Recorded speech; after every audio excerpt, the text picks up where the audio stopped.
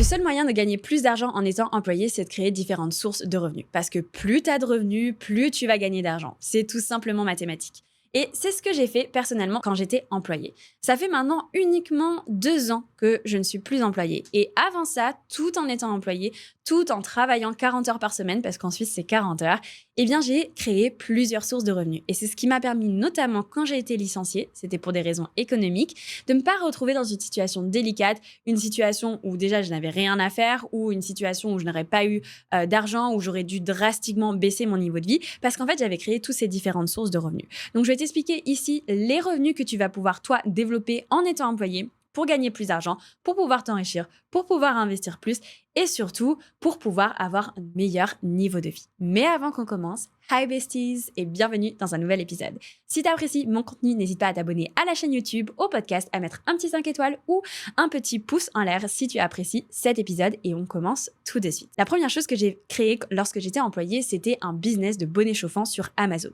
On pourrait dire que ma première source de revenus, c'était Amazon FBA. En réalité, je ne vous recommanderais pas forcément Amazon FBA, tout simplement parce qu'il y a quand même beaucoup de frais. Ça demande aussi beaucoup d'argent, d'investissement, etc. Au début, on n'a pas forcément. Mais ça peut être tout simplement créer un business de e-commerce. Ça peut être des produits soit en dropshipping. Moi, personnellement, j'achetais mon stock, donc c'était pas du dropshipping, mais ça peut être du dropshipping si vous souhaitez. Donc, la première chose, du coup, c'était Amazon FBA. Ce que j'ai fait, c'est que j'ai trouvé un produit, j'ai fait une étude de marché, j'ai créé des prototypes, j'ai trouvé une usine qui me les fabriquait, j'ai acheté mon stock, je l'envoyais aux États-Unis, je le vendais sur Amazon. Et ça a été ma première source de revenus. Le premier mois, j'ai fait 10 000 euros. Alors, 10 000 euros de chiffre d'affaires, attention, il n'y a pas 10 000 euros qui ont été versés sur mon compte, tout simplement parce que, comme je vous disais, il y avait beaucoup de frais. Mais en fait, pourquoi elle était intéressante, cette source de revenus, et notamment Amazon FBA? Mais ça peut être le cas avec le dropshipping. Juste, j'en ai pas fait, donc je vais pas vous dire forcément « Ah, ça c'est mieux, ça c'est pas mieux ». Donc, en fait, ce qui était intéressant, c'est qu'à partir du moment où j'ai tout mis en place, ça m'a pris environ 6-8 mois à faire vraiment l'étude de marché, créer les sites internet, créer les fiches produits, faire les photoshoots, etc. Il y avait vraiment beaucoup de choses à mettre en place. Mais une fois que ça a été mis en place, eh bien, j'avais la possibilité, en fait, de tout automatiser. C'est-à-dire que les envois aux clients, les retours clients, tout était automatisé. Donc moi, j'avais juste à acheter mon produit, l'envoyer à Amazon et Amazon s'occupait de tout le reste. Et donc, ça m'a permis de créer une source de revenus qui, certes, au début, m'a pris du temps à mettre en place, mais une fois qu'elle a été mise en place, eh bien, j'avais la possibilité d'avoir ce revenu-là totalement automatisé. Et ça, c'est un des business que tu peux développer en étant employé. Mais ce qui est important, c'est de faire en sorte d'automatiser ce business. Et je le précise vraiment ici, parce que on a tous que 24 heures dans une journée. Donc, tu vas pas pouvoir prendre encore plus de temps, encore plus de temps, encore plus de temps. Donc, ce qu'il faut, c'est prendre ton business, l'automatiser et de cette manière-là, tu vas pouvoir prendre le temps, par exemple 6-8 mois comme moi, je l'ai fait pour créer ce business-là. Une fois que c'est lancé, ça fonctionne quasiment tout seul. Moi, j'avais vraiment très peu de choses à faire. La deuxième chose que moi, j'ai mis en place quand j'étais employée, eh bien, c'était un business en ligne de produits digitaux. Donc, moi, la première chose que j'ai vendue en ligne, c'était une formation. C'était ma formation WeBudget. Qu'est-ce que j'ai fait? C'était durant un été. On me posait beaucoup de questions sur comment gérer mon budget, créer mon budget, etc. Et du coup, je me suis dit, je vais créer une formation. Comme ça répondra à toutes ces personnes. Comment je m'organise, comment je fais ma répartition, etc. Et du coup, ce que j'ai fait, c'est que j'ai créé cette formation pendant tout l'été. Donc, que ce soit les week-ends, les samedis, les dimanches. Et j'ai répondu à une question qu'on me posait sur les réseaux sociaux. J'avais déjà commencé un peu les réseaux sociaux à l'époque. J'avais une très petite communauté. J'avais même pas 1000 abonnés à cette époque-là. On me posait déjà la question et j'ai déjà fait des ventes. Donc, c'est pour vous dire que vous n'avez pas besoin d'avoir une communauté immense. Vous n'avez pas besoin d'avoir 10 000 personnes qui vous suivent pour commencer à créer d'autres revenus. Et en même temps, l'idée, c'était aussi de prendre tout l'été pour créer cette formation-là. Et une fois qu'elle était créée, eh bien, j'avais pas besoin de la recréer au fur et à mesure. J'avais besoin, bien sûr, de créer du contenu pour la promouvoir, de l'améliorer, etc. Mais en réalité, elle était déjà créée. J'avais déjà passé tout l'été à la créer, ce qui est déjà beaucoup. Et donc, de cette manière-là, j'ai pu créer un autre revenu. Et moi, c'est ce que j'ai fait personnellement quand j'étais employée. Alors, bien sûr, je vais pas te mentir, je vais pas te dire que je sortais tous les week-ends, que j'allais en boîte de nuit, que je me faisais des restos tous les soirs, etc. C'était pas du tout le cas. Pendant plusieurs années, j'ai réellement priorisé mon enrichissement, le développement de mes revenus, etc. Parce que C'était la direction que j'avais envie de prendre parce que c'était ce que j'avais envie de faire, parce que j'avais envie de devenir libre financièrement et du moins indépendante dans un premier temps. C'est-à-dire pouvoir travailler partout dans le monde, pouvoir gagner plus d'argent, pouvoir avoir un confort de vie dont j'avais toujours rêvé et que j'avais envie de créer pour moi, pour mon entourage. Et bien sûr, pour pouvoir créer ça, il a fallu que je priorise pendant plusieurs années. C'est toujours une question de priorité. Si tu n'as pas envie de t'enrichir plus, de gagner plus d'argent, c'est totalement OK. Mais je pense que si tu es ici, il y a de grandes chances que tu aies envie que ce soit le cas. Et je vais pas te mentir, si tu veux que ce soit le cas, il va falloir que tu priorises vraiment pendant un certain moment. Parfois, ça va être 1 an, 2 ans, peut-être 3 ans. Moi, c'était environ 3 ans. Et c'est OK en fait, parce que maintenant, j'ai une liberté, j'ai une richesse que je n'avais absolument pas avant. J'ai une liberté géographique et financière qui est absolument magnifique et que je n'aurais pas pu avoir si j'avais pas décidé de prioriser tout ça. Au niveau du troisième revenu que j'avais développé, c'est tout simplement les investissements boursiers. Avec la bourse, tu peux investir dans des actions, des ETF qui versent des dividendes. Et ces dividendes, c'est une source de revenus qui est totalement passive. En fait, la bourse, il suffit de te former, de mettre en place tes investissements. Et après, tu n'as pas besoin tous les mois de prendre 15 heures pour refaire tes investissements. Tu prends juste quelques heures, tous les, on va dire, 2-3 mois pour checker tes investissements, vérifier que tout va bien, faire quelques ajustements. Ça demande un petit peu de formation au début, un petit peu d'analyse d'ETF. Et une fois que c'est mis en place, en fait, ça roule tout seul. Et donc là, c'est vraiment intéressant parce que tu as la possibilité de créer encore un autre revenu tout en étant employé. Ton argent, il fructifie même en dormant. Tu n'as absolument rien à faire avec la bourse, surtout avec les ETF. Les actions, ça peut prendre un peu plus de temps. Mais les ETF, c'est vraiment tranquille. Tu peux faire tes investissements tous les mois, faire tes checks tous les 2-3 mois et ton argent, lui, il fructifie sans que toi, tu n'aies rien à faire. Et je sais, ça peut paraître fou. Quand on débute, on peut se dire « Waouh, mais comment c'est possible que tu gagnes de l'argent sans rien avoir à faire? Pourquoi tout le monde ne fait pas ça, etc. » Tout simplement parce que tout le monde n'est pas formé et éduqué à ce sujet-là. Il y a beaucoup de peur, il y a beaucoup d'incompréhension, il y a beaucoup de clichés en fait qui sont faux parce que les personnes, c'est des on dit. Mais si on se pose, si on se forme, si on prend le temps d'apprendre comme n'importe quelle discipline et compétence, en fait, on se rend compte que c'est pas si compliqué et surtout que ça peut nous permettre de gagner de l'argent sans pour autant devoir travailler toujours plus. Le quatrième revenu que j'ai développé lorsque j'étais employée, c'est que je donnais des cours. En fait, si vous voulez, j'ai beaucoup donné de cours quand j'étais encore étudiante et je donnais des cours à des collégiens, donc de comptabilité, économie et droit. Donc voilà, je leur donnais des cours, mais j'ai eu aussi la possibilité par la suite de donner des compléments de cours. En fait, si tu as une compétence, une discipline, je pense aussi à une amie à moi qui va donner des cours dans les universités, qui bosse, qui est dans une boîte de consulting, qui va donner des cours. En fait, c'est un moyen d'utiliser les compétences que tu as, les connaissances que tu as, la formation que tu as faite pour pouvoir créer plus de revenus dès maintenant. Et ça peut très bien rapporter, ça peut être hyper intéressant et en même temps, pas te demander énormément de travail parce que c'est un domaine en fait que tu connais déjà, c'est un domaine dans lequel tu es déjà formé. Donc, donner des cours, c'est vraiment pépite, que ce soit dans les universités ou dans un collège. Mais dans un collège, c'est plus délicat. Moi, c'était parce que j'étais en Suisse. Donc, en Suisse, on a la possibilité facilement de donner des cours dans des collèges privés.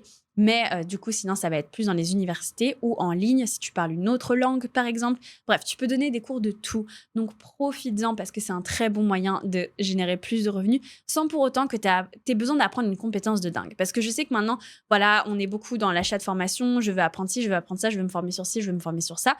Avant déjà de vouloir créer le nouveau business qui va révolutionner le monde entier, concentre-toi sur les compétences que tu as. Moi, je dis tout le temps, c'est déjà, regarde ce que tu sais faire, les compétences que tu as, l'expérience que tu as, et tu vas voir que tu peux déjà les faire fructifier. Je pense à par exemple une nail tech, donc une personne qui fait les ongles à Dubaï, c'est une Française. Ce qu'elle a fait récemment, c'est qu'elle a créé des formations pour apprendre aux autres personnes à faire les ongles en fait. Et elle a tout simplement utilisé sa compétence qui était d'être prothésiste ongulaire et de faire les ongles à ses clientes tous les jours. Et elle s'est dit, comment je peux créer un autre revenu par rapport à ça? Je vais donner des cours à des personnes qui veulent apprendre à faire ça. Et c'est aussi simple que ça. Et pourtant, elle n'a pas acquis une nouvelle compétence de dingue, etc. Elle n'a pas réinventé quoi que ce soit. Pourtant, elle a considérablement augmenté ses revenus. Ensuite, l'autre revenu que j'ai pu développer, c'est la collaboration avec des marques. Alors, vous allez me dire, oui, mais c'est différent, toi, tu as des followers, etc. Oui, tout à fait. Mais maintenant, vous avez l'UGC. L'UGC, c'est tout simplement, en fait, des marques qui vont faire appel à des personnes qui ne sont pas forcément des influenceurs pour créer du contenu que eux, ils vont pouvoir utiliser sur les réseaux sociaux. Et donc, je vous en parle aujourd'hui parce que la semaine prochaine, je vais vous sortir un épisode avec Lodis que j'ai rencontré, qui a une formation justement pour apprendre aux personnes à devenir UGC, donc à créer du contenu pour les marques et à se faire rémunérer pour ça. Vous avez plein de manières en fait de collaborer avec les marques et ça peut être très intéressant. Moi, je ne collabore plus du tout, par contre, avec les marques. Je vais être très honnête avec vous, tout simplement parce que c'est pas forcément un type de revenu que j'apprécie, c'est pas forcément une manière de travailler qui me plaît, etc. Et je préfère vous créer des produits qualitatifs et savoir ce que je vous propose et vous proposer des choses qui vous sont vraiment utiles, qui vont vraiment vous apporter, plutôt que de promouvoir des plateformes, etc. Je vous les promouvois sans pour autant avoir des codes, etc. Mon but, c'est que vous ayez les bonnes plateformes. C'est ça le plus important. Et après, je ne vais pas promouvoir des trucs que je ne connais pas, etc. Particulièrement en finance, je trouve qu'il n'y a rien de pire. Donc, voilà, moi, je reste très simple là-dessus. Mais il y a la possibilité de collaborer avec plein de marques. Et bien sûr, moi, je suis dans une niche finance, mais on peut collaborer avec des marques pour les cheveux, pour les lits, pour les matelas, peu importe. Et c'est un très bon moyen de créer de nouvelles sources de revenus sans pour autant devoir avoir une communauté. Et en même temps, en recevant des produits, en se filmant. Enfin, c'est un truc aussi sympa de faire des collaborations, de faire des vidéos. Donc, c'est en tout cas une très bonne option. Et moi, j'avais développé ce revenu-là quand j'étais employée, même si je l'ai arrêté depuis. Ensuite, l'autre source de revenus que j'ai développée quand j'étais employée, c'était les YouTube Ads. On peut aussi dire TikTok Ads, etc. C'est-à-dire que, en fait, j'ai créé du contenu sur ces plateformes-là qui m'ont rémunéré parce qu'elles mettent des publicités sur mes vidéos ou sur le feed TikTok, etc. Et donc, tout simplement, ça m'a permis de gagner un peu plus d'argent. Alors, je vais pas vous mentir, YouTube, ça me rapporte, 500 € par mois, pas plus. J'ai pas une très grosse chaîne aussi, mais c'est déjà un complément de revenu, en fait. Déjà 500 € par mois de plus, c'est cool. On a envie d'en prendre. Il y a plein de gens dans l'immobilier, par exemple, qui vont te dire, oui, tu vas avoir 500 € en plus par mois, mais tu dois devoir investir 200 000 €, faire des travaux, machin, etc. Là, tu fais des vidéos YouTube. Alors, je vais pas te mentir, les vidéos YouTube, ça prend du temps. Ça demande de se poser vraiment. C'est vraiment un gros travail, mais ça peut être très intéressant. Et pour en plus des vidéos, par exemple, qui peuvent être utiles, genre changer une roue, ce genre de vidéos-là, eh bien, c'est des vidéos que les gens ils vont regarder. Donc, tu vas pouvoir constamment gagner de l'argent avec ce type de vidéo. Alors, bien sûr, il faut s'y connaître. Moi, je ne sais pas changer une roue, mais moi, ce n'est pas mes connaissances. Mais bien sûr, si tu t'y connais, si tu as des formations là-dedans, ça peut être super intéressant. Et enfin, je voulais vous partager une autre source de revenus qui peut être très intéressante pour vous. Ça va être plus au niveau freelance, si vous avez certaines connaissances, comme par exemple le copywriting, le montage vidéo, qui sont vraiment des compétences que vous pouvez développer et acquérir assez facilement tout en étant en ligne, soit via des formations ou même via YouTube. Alors, je vais être très honnête avec vous. Je trouve qu'un monteur qui a fait vraiment une école de montage, qui a vraiment approfondi ses connaissances, et un monteur, on va dire, plus classique, ça ne se vaut pas du tout. Moi, j'ai eu les deux et franchement, mon monteur que j'ai actuellement, c'est vraiment ma pépite. Tous les jours, on me demande comment il s'appelle, tellement il est pépite et il fait très bien son travail. Donc, il y a vraiment quand même une différence. Mais bien sûr, tu peux approfondir tes connaissances, t'améliorer au fur et à mesure du temps. Il faut commencer quelque part de toute manière. Donc, ton montage, il va être un peu moyen, puis il va être mieux et de mieux en mieux et de mieux en mieux. Et c'est pareil, par exemple, pour le copywriting. Et ça, c'est des compétences, en fait, que tu peux vraiment monétiser. Faire en plus de ton travail, faire, par exemple, les week-ends. Tu as des nouveaux clients, tu travailles avec eux, tu développes les différentes plateformes. Et ça peut être vraiment très intéressant de développer ce type de revenu-là. Alors, moi, je ne l'ai pas développé, mais je voulais quand même vous le citer parce que c'est quand même une très bonne idée et un très bon moyen de gagner plus d'argent. Je discutais avec l'une d'entre vous récemment qui me disait que elle était employée puis elle était devenue copywriter et maintenant c'était son job full-time.